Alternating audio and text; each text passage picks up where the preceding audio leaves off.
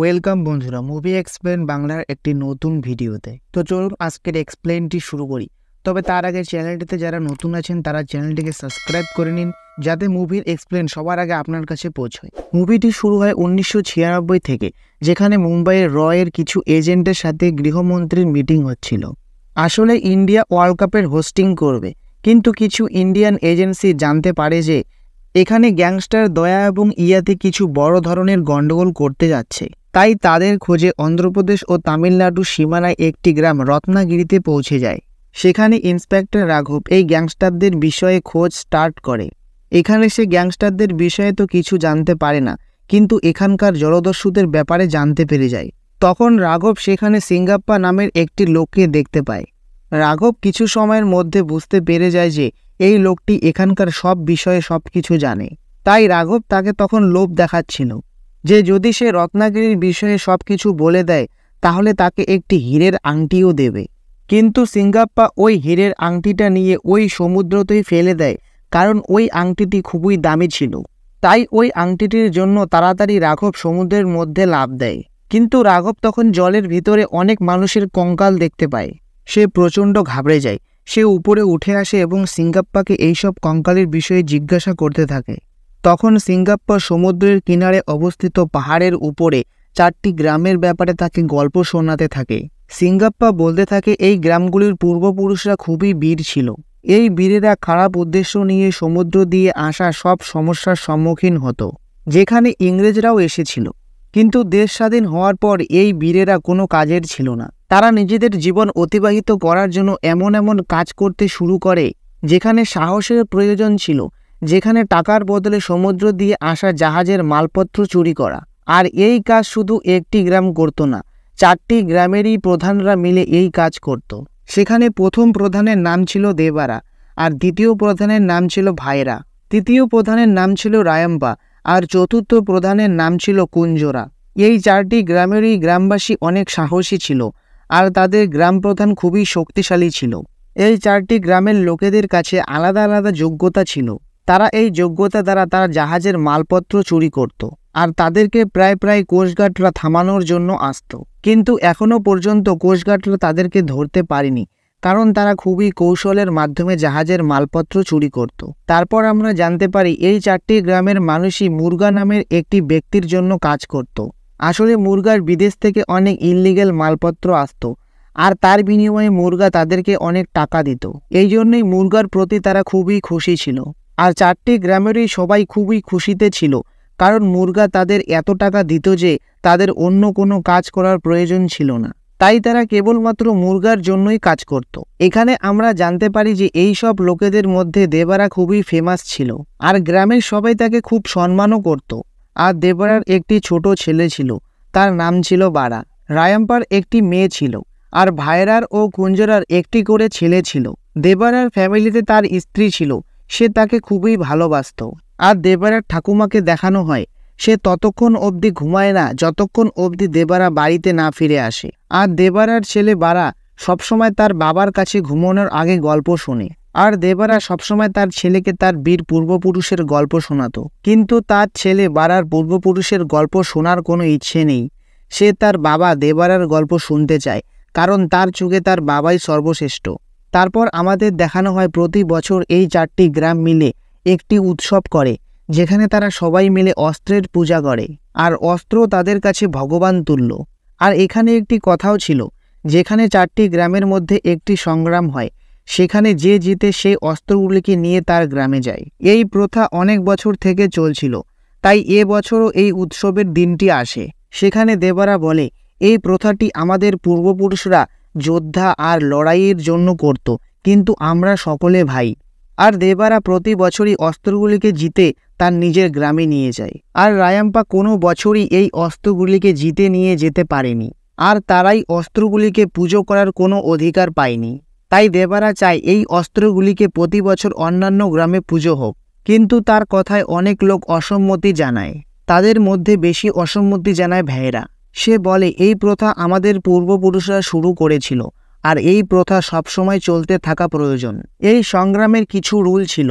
প্রতি গ্রাম থেকে 2 জন করে লোক পার্টিসিপেট করতে পারত, আর যে লাস্ট অবধি টিকে থাকতো সে এই অস্ত্রগুলিকে নিয়ে তার নিজের গ্রামে নিয়ে যেতে পারত। আর এখানে সবাইকে মারার পর শুধু দেবারা আর ভাইরা টিকে যায়। তারা একে অপরের বিরুদ্ধে খুবই ভয়ঙ্কর যুদ্ধ করছিল। তারা দুজনে একে অপরের ওপর খুবই ভারী ছিল। কিন্তু এই লড়াই শেষে দেবারা জিতে যায় আর সে সেই অস্ত্রগুলিকে রায়াম্পার গ্রামে পাঠিয়ে দেয়, কারণ তারাও যেন এই অস্ত্রগুলিকে পূজা করতে পারে। আসলে দেবারা সব গ্রামের বিষয়েই ভাবত। তারপর একদিন দেবারার কাছে মুর্গা এসে বলে আজ তার আরও একটি জাহাজ আসবে আর তাদেরকে মালপত্র লুট করতে হবে।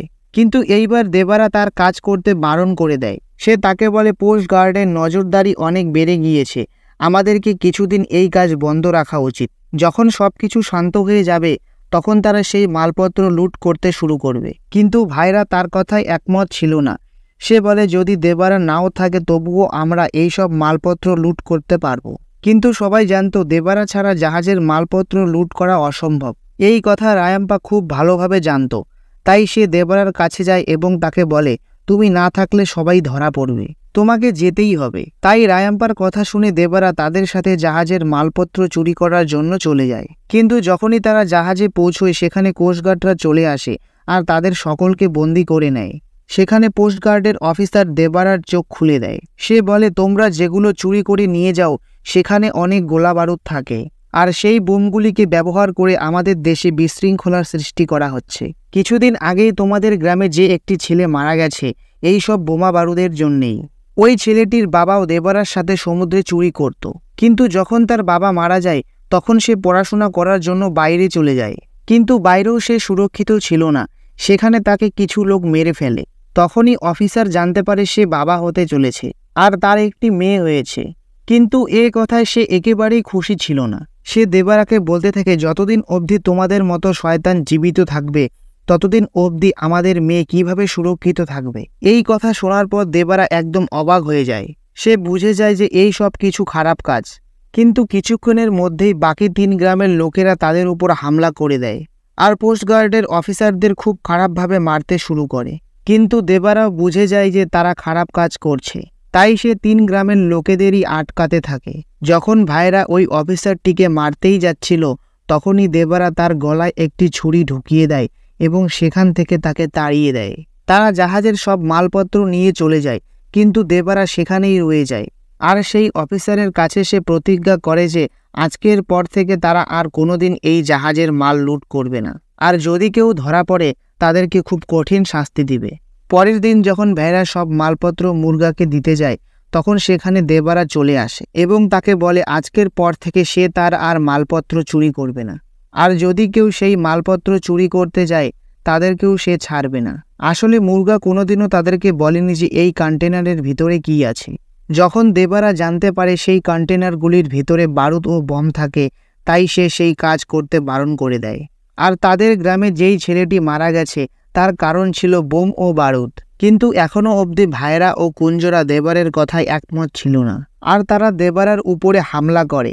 কিন্তু এখানে দেবারা তাদেরকে খুবই খারাপভাবে মারছিল এবং তাদের পিঠে ছোড়ার সাহায্যে একটি চিহ্ন বানিয়ে দেয় আর বলে যদি কেউ জাহাজ থেকে মালপত্র চুরি করার চেষ্টা করে তাহলে তাদের পিঠেও সেইভাবে ছোড়ার সাহায্যে চিহ্ন বানিয়ে দেবে। তারপর সে সেই বারুদগুলিকে সেখানেই পুড়িয়ে শেষ করে দেয়। আর এখন থেকে এভাবেই দেবারা সমুদ্রের রক্ষা করতে থাকে এবং দেশেরও রক্ষা করতে থাকে। আর কেউ যখনই জাহাজ থেকে কিছু চুরি করতে যায় তাদেরকে সে কঠিন শাস্তি দেয়।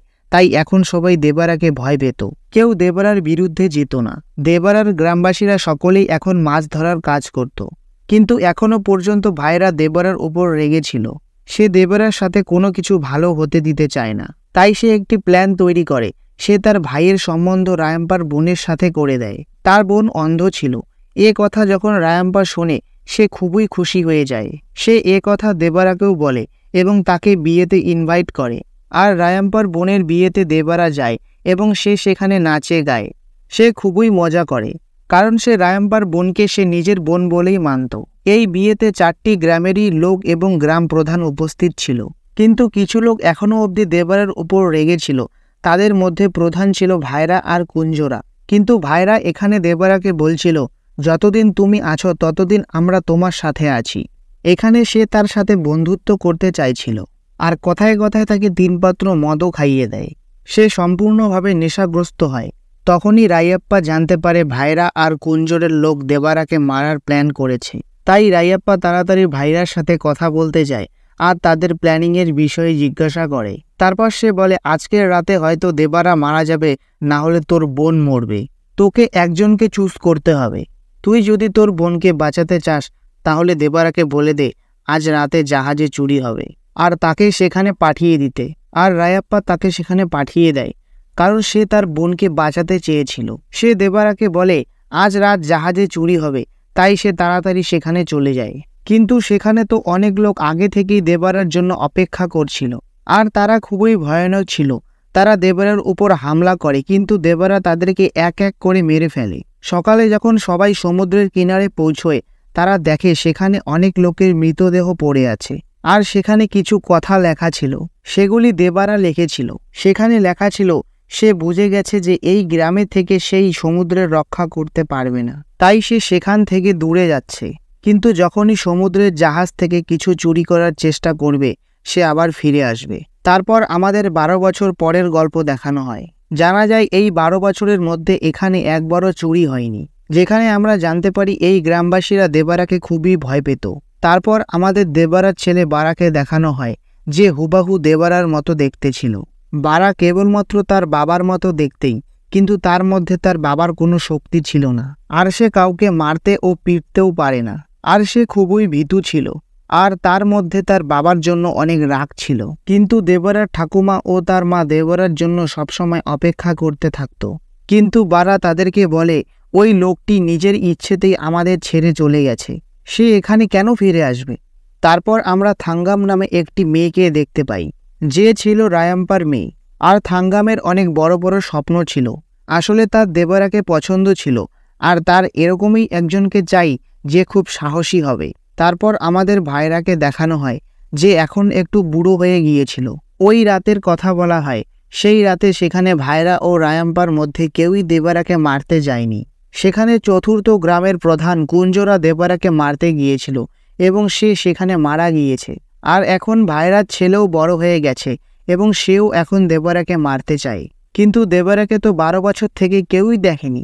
তারপর বারা দেখতে পায় যে গ্রামের অনেক লোকের একটি অসুখ হয়েছে। গ্রামবাসীদের মনে হয় যে তারা অনেক বছর থেকে ওই অস্ত্রের পুজো করে না, তাই এই মহামারী হচ্ছে। আর তারা যদি এখন এই অস্ত্রের পুজো করে তাহলে তারা এটা থেকে মুক্তি পাবে। তাই বারা তাড়াতাড়ি রায়াম্পার কাছে যায় এবং বলে, যদি আমরা ভাইরার কাছে অনুরোধ করে বলি এবছর আমরা অস্ত্রের পুজো করতে চাই, তাহলে কি ভাইরা রাজি হবে? এরপর রায়াম্পা তাকে বলে সে কি যুদ্ধে অংশগ্রহণ করতে চায়, কিন্তু বারা সোজা বারণ করে দেয়। সে বলে সে তো যুদ্ধের বিষয়েও ভাবতেও পারে না, সে তো শুধু ভাইরার কাছে অনুরোধ করতে চায়। এইসব কথা থাঙ্গাম অনেক দূরে থেকে শুনে নেয়। সে বুঝে যায় যে দেবরের ছেলে বারা তো এরকমই, তার মধ্যে কোনো সাহস নেই। তারপর বারা তাড়াতাড়ি ভাইরার কাছে যায় এবং তাকে অনুরোধ করে এবছর তাদের গ্রামে মহামারীর প্রকোপ রয়েছে, তাই এবছর তারা অস্ত্রের পুজো করতে চায়। কিন্তু ভাইরা তার কোনো কথা শুনে না।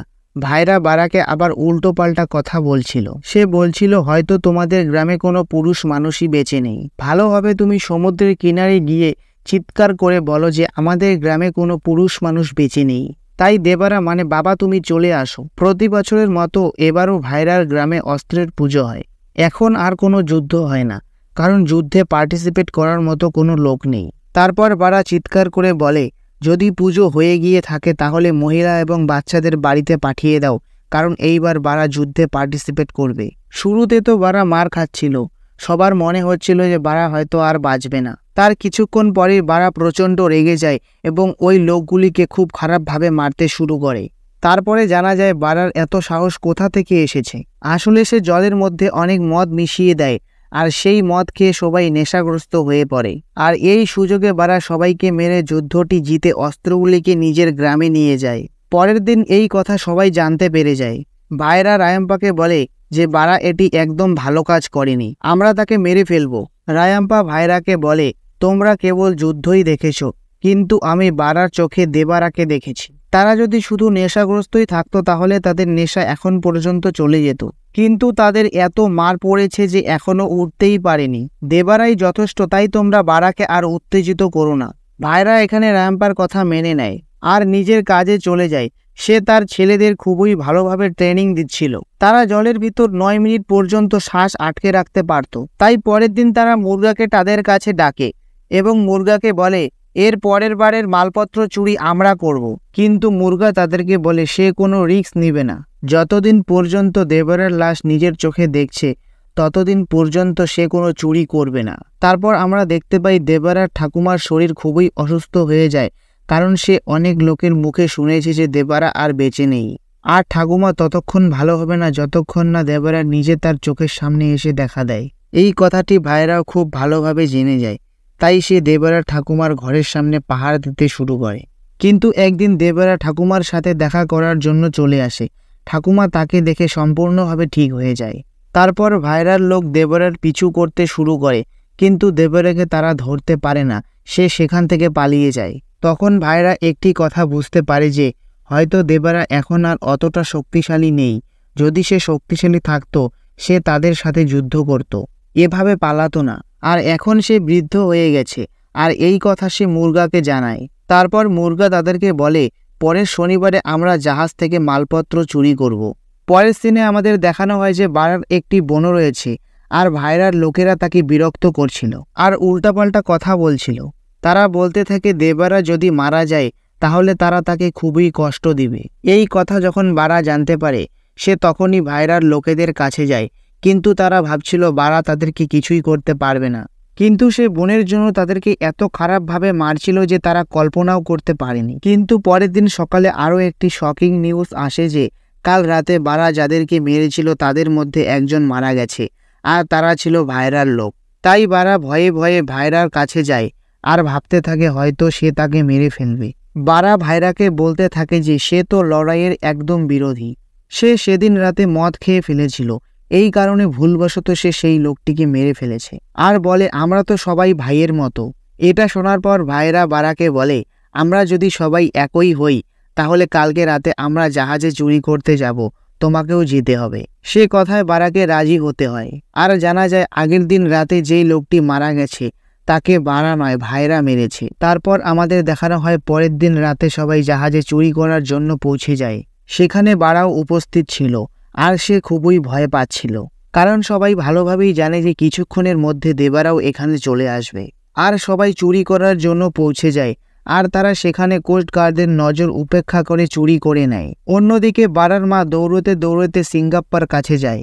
সে তাকে বলে আজ রাতে বারা সমুদ্রে চুরি করতে গেছে, সেখানে দেবরা তাকে মেরে ফেলবে। কিন্তু এখানে সিঙ্গাপ্পা তাকে একটি রহস্য বলতে থাকে। সে তাকে বলে যাকে তোমরা 12 বছর ধরে বারা ভাবছিলে সেই আসল দেবরা, কারণ দেবরা তো 12 বছর আগেই মারা গেছে।